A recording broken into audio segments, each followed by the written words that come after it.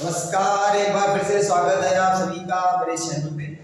और बट अभी तक हम लोग क्लास 10 की मैथ शुरू कर रहे हैं, तो मैं शुरू कर चुके हैं। और अभी तक हम लोगों ने बहुत अच्छी तरीके से मैथ्स के चैप्टर नंबर 8 ट्रिग्नोमेट्री तक हम लोगों ने इसकी इंट्रोडक्शन वाली वीडियो सारी कर ली है।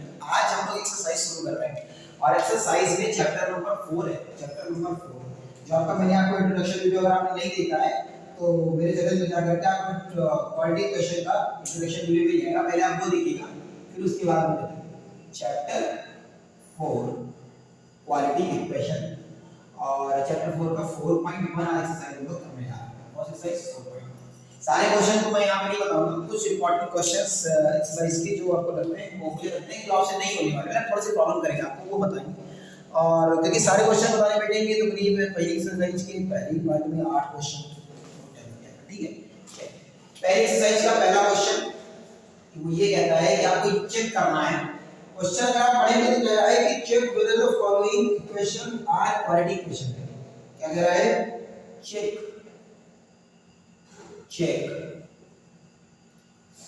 whether the following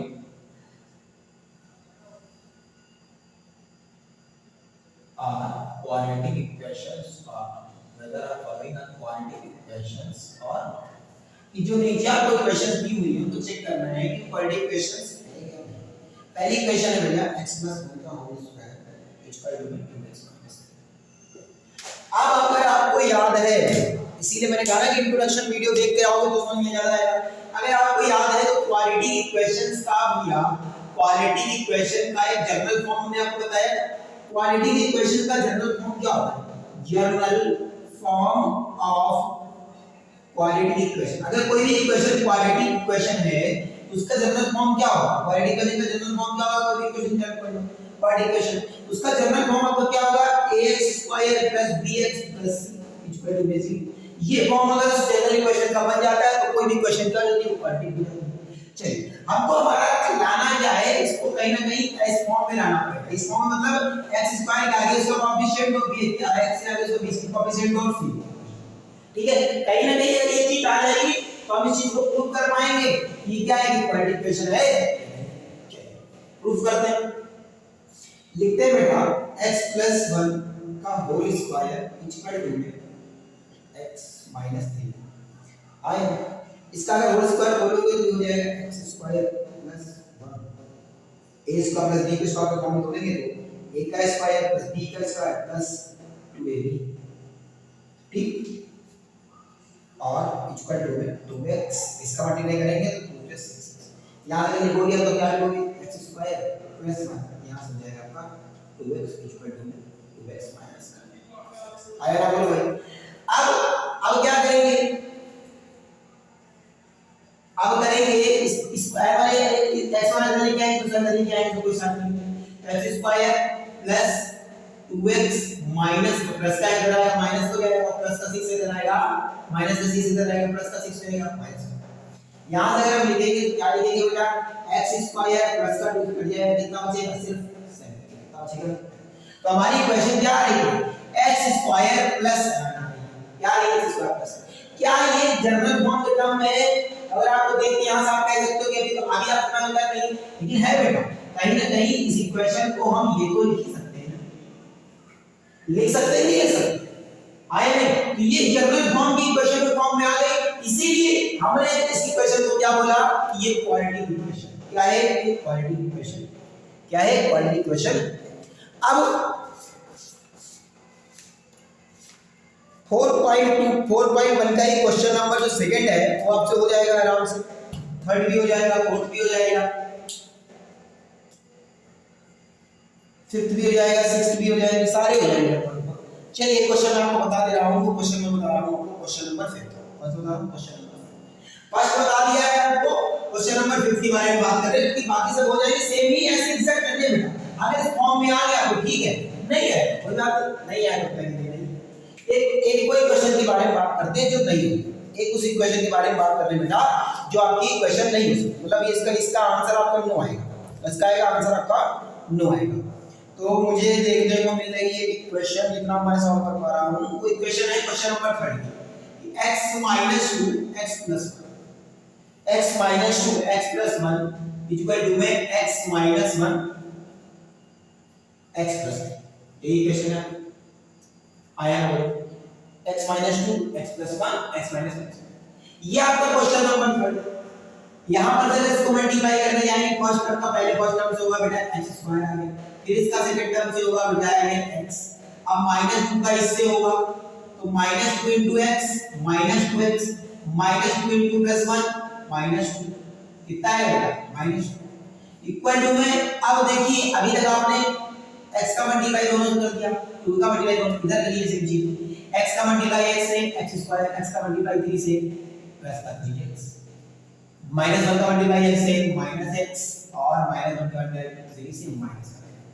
आया बोलो भाई 41 चलिए यहां सीधे x स्क्वायर हो जाएगा प्लस का x माइनस का 2x मिल तो जाएगा माइनस का x माइनस का 2 इक्वल टू में बेटा यहां से जाएगा x स्क्वायर इन दोनों को आपस में घटाएंगे प्लस 2x माइनस का आया बोलो भाई इधर ले आओ इसको ले आओ तो x स्क्वायर माइनस का x माइनस का 2 इक्वल टू में ये प्लस का है इधर आएगा माइनस हो जाएगा ये प्लस का इधर आएगा माइनस हो जाएगा ये प्लस का इधर आएगा चलिए ये प्लस का इधर आएगा ये माइनस का इधर आएगा प्लस का आया ना बोलो x स्क्वायर से x स्क्वायर कैंसिल अब x स्क्वायर से x स्क्वायर कैंसिल यहां से लिखा है बेटा माइनस का x माइनस का 3x और प्लस का 2 माइनस कितना हो गया प्लस का ये कितना है यहां हमें कितना है माइनस का 3x प्लस का 1.2 हम कितना भी कोशिश कर लें हम कितना भी कोशिश कर ले इस इक्वेशन को क्या हम इसको x स्क्वायर 0 की चाहे भी तो नहीं लिख सकते चाहे भी तो नहीं लिख सकते ये इक्वेशन कैसे हो गई नॉट क्वाड्रेटिक इक्वेशन क्योंकि ये जनरल फॉर्म में नहीं है जनरल फॉर्म क्या है आपकी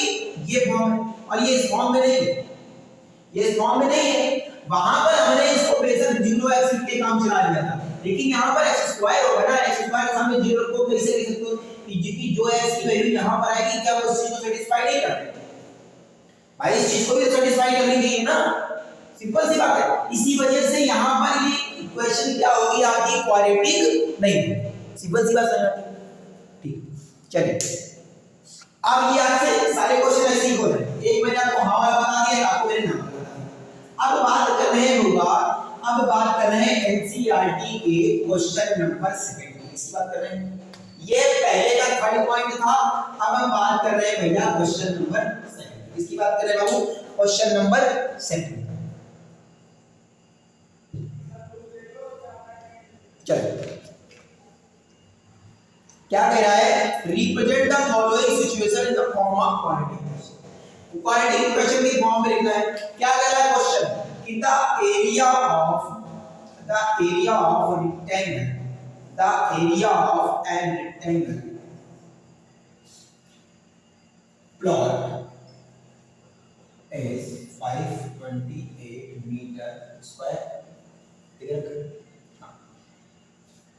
the length of plot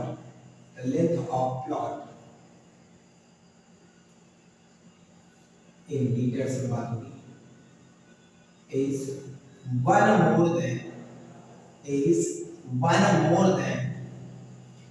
one more than the twice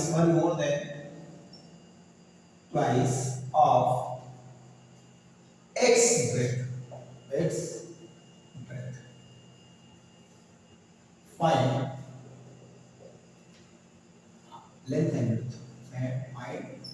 length and breadth of plot simple सी बात बहुत सरल सा क्वेश्चन क्या कह रहा है कि एक एरिया ऑफ ए रेक्टेंगल है एक चतुर्भुज है एक चतुर्भुज है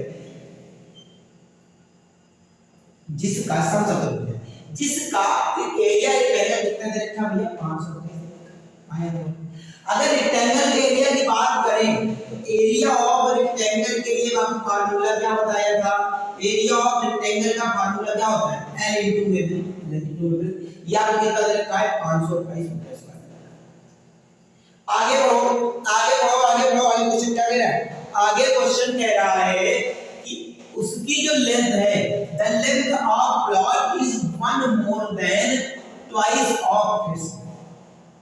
अपनी वृत्त के 2 गुना से 1 ज्यादा है, तो हम मान लेते हैं लेट द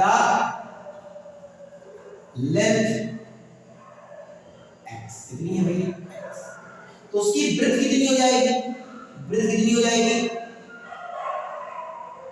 उसकी वृत्त कितनी हो जाएगी, वृत्त हो जाएगी उसके 2 गुने से 1 ज्यादा, उसके ट्वाइस से 1 ज्यादा, ये मतलब है more than twice of its, one more than the twice of its, अपनी वृत्त के ट्वाइस से 1 ज्यादा, यही हो जाएगी सिंपल सी बात।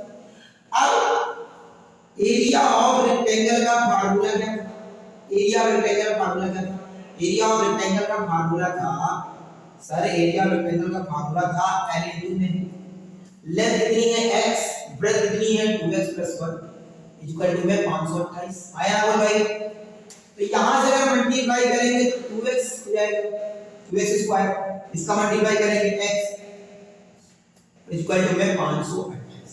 अगर हम यहां से लिखना चाहेंगे बाबू तो 2x स्क्वायर प्लस x और 528 इधर प्लस का है, इधर आएगा माइनस का है, आया बोलो, आया बोलो। तो इसको हमको क्या दिखाना था, रिप्रेजेंट करके दिखाना था इसकी फॉर्म में, क्वाड्रेटिक इक्वेशन की फॉर्म में आ गई भैया। क्वाड्रेटिक इक्वेशन की जर्नल फॉर्म क्या थी, जर्नल फॉर्म क्या थी, यही तो थी ax का स्क्वायर bx प्लस bx मतलब यहां पर 1 तो होता ही है, प्लस या माइनस कुछ भी हो सकता है, लेकिन हमारा सिंगल कांस्टेंट है, सिंपल सी बात है। क्वेश्चन समझ में आया कि नहीं आया, कि जो उसकी लेंथ थी वो उसकी ब्रेथ के 2 गुने से 1 ज्यादा थी, तो 2 गुने से 1 ज्यादा, समझ में आ गया क्या। चलिए अब क्वेश्चन नंबर 3 पे मूव करते हैं, सॉरी क्वेश्चन नंबर 2 का जो सेकंड पॉइंट है, बहुत बढ़िया क्वेश्चन, क्वेश्चन नंबर 2 का जो सेकंड पॉइंट है, क्वेश्चन नंबर 2 का सेकंड पॉइंट,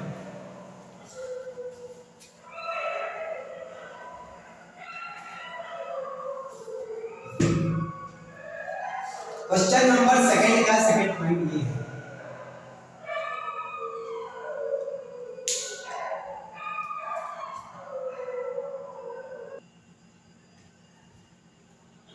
तो क्वेश्चन नंबर 2 का सेकंड क्वेश्चन वो ये कह रहा है कि द प्रोडक्ट ऑफ टू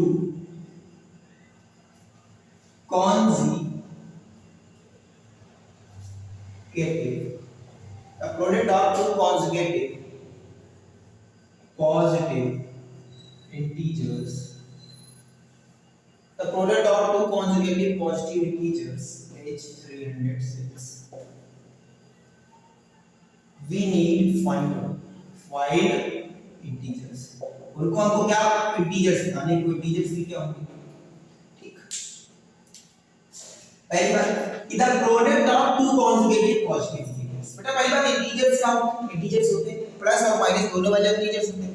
अब कह रहे हैं कॉन्जुगेटिव, तो बेटा कॉन्जुगेटिव का जो मतलब होता है वो होता है लगातार, जैसे हम कहते हैं कि दो कॉन्जुगेटिव नंबर, इसे यहां बात करें तो एक के बाद दो आता है, फिर कॉन्जुगेटिव होता है, एक के बाद दो ही आता है लगातार, 3 4 सब लगा, तो कॉन्जुगेटिव मतलब लगातार।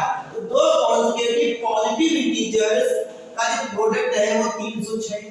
तो लेट करते हैं बाबू, लेट करते हैं, लेट फर्स्ट नंबर जो होगा वो क्या मान लेते हैं x1, कितना मान लेते हैं। अब हमको ये बताओ कि दूसरे से हम अगर यहां बात करें कि दो कॉन्जुगेटिव नंबर्स होंगे तो एक होगा अगला दो होगा, तो इन दोनों के बीच में डिफरेंस कितना होगा, एक एक होगा, अगला अगर इसमें एक जोड़ेंगे तो 3 आ जाएगा, 2 और 3, फिर इसमें जोड़ेंगे 3 और 4, तो कितने का हो रहा है 1 का हो रहा है।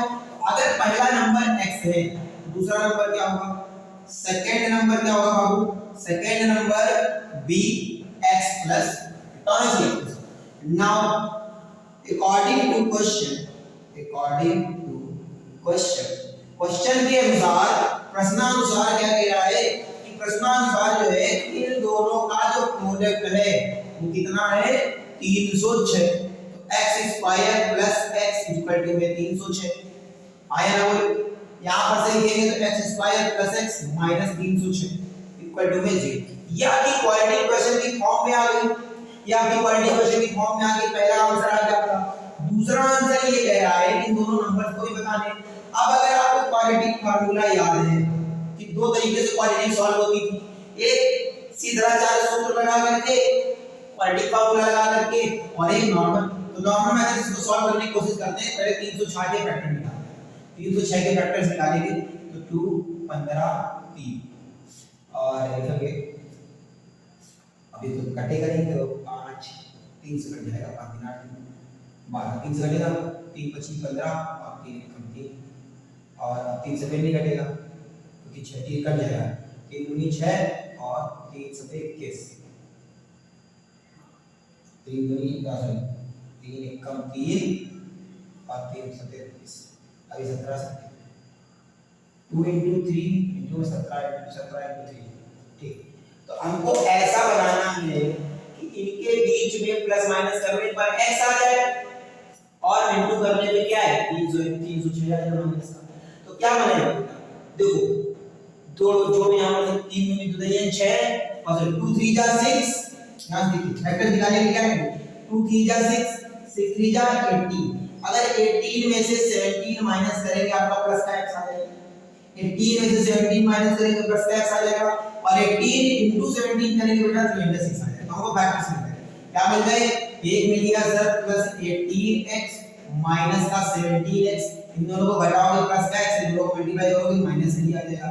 आया ना बोल भाई, यहां से निकालेंगे तो x कॉमन लेंगे तो एक ब्रैकेट में x प्लस 18 आ गया, यहां से माइनस का 17 कॉमन लेंगे तो प्लस और यहां माइनस ले चुके तो ये भी माइनस के नीचे दिखता है प्लस का 18 और वैसे भी अगर एक ब्रैकेट में कुछ बच जाए हमें वही बनाने की कोशिश करनी होती है x 17 इक्वल टू में x प्लस 18, तो मतलब यहां पर से x इक्वल टू में आ गया बेटा 17 और अगला क्या आ जाएगा x इक्वल टू में माइनस 18।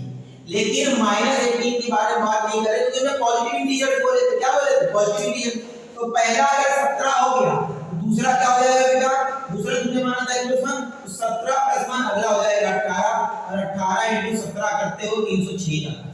समझ आ रहा है क्या? तो माइनस 18 क्यों नहीं लिया, इसके पीछे रीजन था कि माइनस 18 इसलिए नहीं लिया सर क्योंकि माइनस का नंबर बोला नहीं पॉजिटिव इंटीजर्स बोला है, क्या बोला है पॉजिटिव इंटीजर्स, ठीक इसीलिए हमने वहां पे 17 लिया इसकी वैल्यू, तो यहां रखा 17 और 17 प्लस 1 18। समझ में आ रहा है क्या?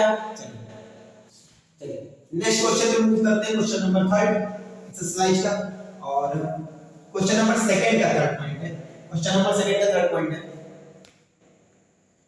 ये कह रहा है कि रोहन्स मदर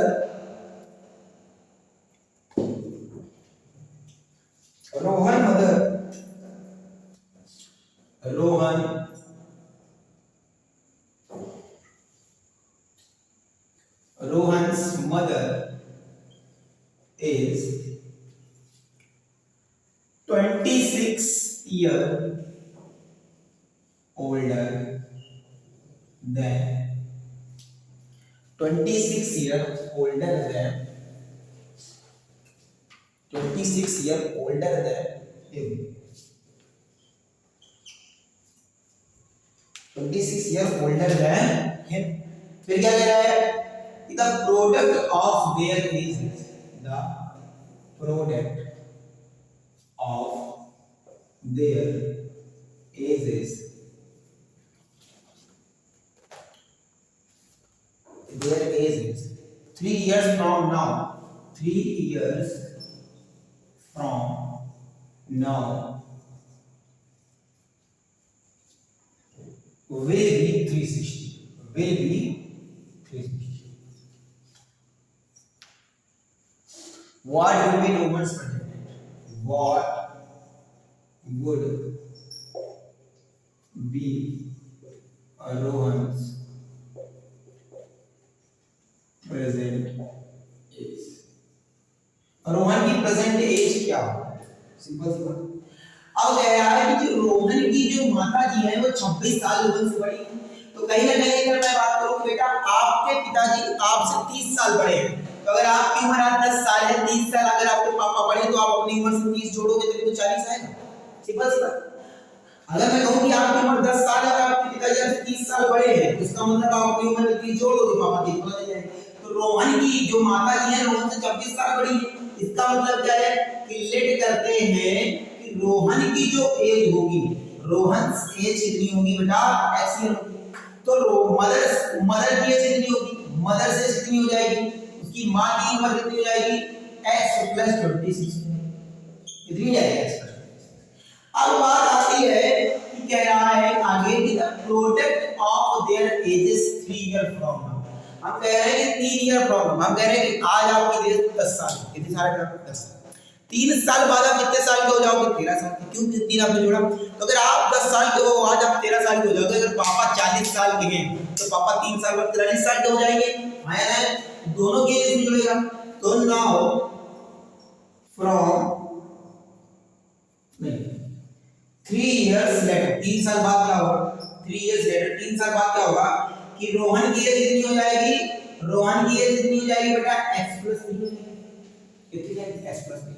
मम्मी की एज कितनी हो जाएगी? x + 26 + 3 + 3 क्यों? क्योंकि इनमें 3 जोड़ा भाई। अगर आपकी 3 साल बढ़े तो पापा भी 3 साल बाद 3 साल का और ज्यादा एक्स्ट्रा हो जाएंगे ना। क्या आपकी सिर्फ बढ़ेगी, पापा की नहीं बढ़ेगी तो नहीं होगा भाई। अगर आप आज 10 साल के हैं तो 3 साल बाद 13 के हो रहे हैं, तो अगर पापा 40 के हैं तो अगले 3 साल बाद 43 के हो जाएंगे। सिंपल सी बात। अब कह रहे हैं मदद की है, मदद मां की। अब क्वेश्चन ये कहा है, क्वेश्चन ये कह रहा है, क्वेश्चन ये कह रहा है कि इन दोनों की एज का जो प्रोडक्ट है, इसकी एज का प्रोडक्ट और इसकी मां की एज का प्रोडक्ट जो कि 29 हो गया है, 26 + 3 मिलकर 29 हो गया है, इन दोनों का प्रोडक्ट 360 होता है। कितना है? 360। अगर इनका हम प्रोडक्ट निकाले बाबू तो x + 3 इनटू में x + 29 इक्वल टू 360 आया। बोलो ठीक। देखिए अब x का मल्टीप्लाई इससे करेंगे तो x स्क्वायर हो जाएगी जगह, फिर x का 29 से करेंगे 20x हो जाएगा, 29x हो जाएगा, फिर 3 का करेंगे 3x हो जाएगा, और इसका करेंगे तो 29 9 27 2 और 3 6 और 2 8 87 इक्वल टू 360। यहां से करेंगे तो x स्क्वायर 23 के 2 मिनट हो जाएगा बेटा आपका 32 20 32x, और इन दोनों का अगर आपस में इधर 360 प्लस का उधर आएगा माइनस का, 87 माइनस 360 अगर करोगे बेटा 360 में अगर 87 घटाओगे तो 60 27 73 273 में से कितना बचेगा? 270 कितना बचेगा? 270, क्योंकि 270 के बाद 87 जोड़ते हो तो 7 3 10 और 8 6 8 2 16 और कितना होगा? 270 कितना बचेगा? माइनस का, तो ये माइनस हो जाएगा 270। या आपकी क्वालिटी की क्वेश्चन फॉर्म होगी। अब आपका क्वेश्चन क्या ले रहा था कि उनकी प्रेजेंट एज में फाइंड करनी। यहां तक आपको समझ में आया कि क्वालिटी क्वेश्चन कैसे फॉर्म कि पहले हमने रोहन की एज मानी है, रोहन की मां की एज कितनी मानी है? x + 26। अब 3 साल बाद रोहन की एज x + 3 हो जाएगी, उसकी मां की एज x + 29 हो जाएगी, भाई 3 साल बाद उनकी बढ़ेगी। अब रोहन की और उनकी मां की प्रेजेंट एज पूछ रहा है। क्या पूछ रहा है? रोहन और उसकी मां की क्या पूछ रहा है? प्रेजेंट एज पूछ रहा है कि आज डेट में उनकी एज क्या है। तो हम क्या निकाल के लेके आए? x + 32x minus 273। तो हमें जोड़ घटाना है, 32 लाना है और इंटू करके 273 लाना है। तो 273 का बेटा का निकालने चलेंगे 3 से कटेगा, 3 9 या 27 3 1 3। अब ये 3 से कटेगा नहीं, 3 से कटेगा नहीं तो 7 से काटते हैं, 7 1 7 और 7 2 जा 7 3 जा 21 30। अब ऐसा दिमाग लगाओ कि दोनों को प्लस माइनस करने में 32 आ जाए और मल्टीप्लाई करने में क्या आ जाए आपका 273। तो लगाओ दिमाग। 7 21 और 13 कितना होता है?